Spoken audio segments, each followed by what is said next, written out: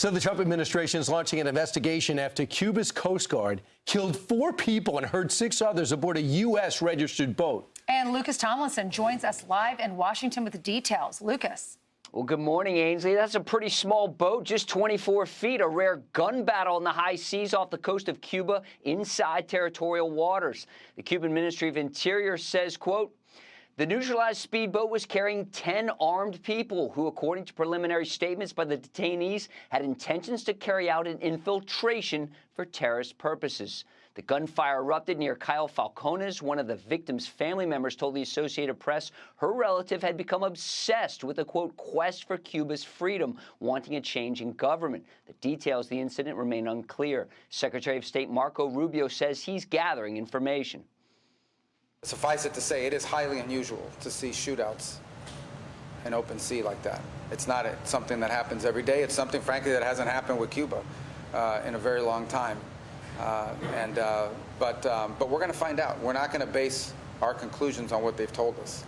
And I'm very, very confident that we will know the full story of what happened here, and we will know it soon. And then, we'll respond appropriately based on what that information tells us. A similar message from Tallahassee. Florida Governor Ron DeSantis has been briefed on the incident, and his attorney general says, I've directed the Office of Statewide Prosecution to work with our federal, state, and law enforcement partners to begin an investigation. The Cuban government cannot be trusted, and we will do everything in our power to hold these communists accountable. The Department of Homeland Security and U.S. Coast Guard are also investigating the incident and doing so without pay as DHS continues to lack funding from Congress, guys. All right. Thanks so much, Lucas. I never thought we'd be talking about. I did like that. So I never thought we'd be talking about Cuba firing on these fighters. They say the boat initiated the firefight right off their coast. The American boat. The American boat, which was the American boat, doesn't mean there's American boat.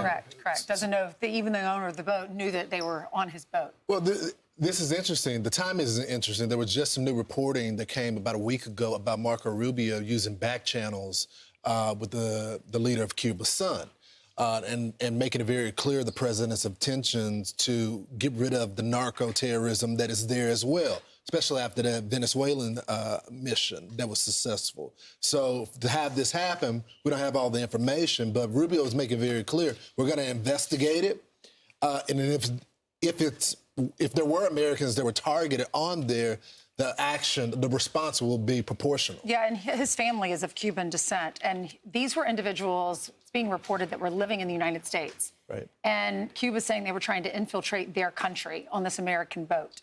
And so there was this shootout. We don't know many details past that. We don't know who owns the boat. Remember, Marco Rubio's family fled Cuba. That's right. The same for Ted Cruz as well. And so when it comes to a lot of these issues in Latin America, it is very personal for them as well. Obviously, they're going to represent the interests of the United States, but they know the region. Yeah, NBC is reporting the government department named one of the people who were killed as Michael Ortega Casanova.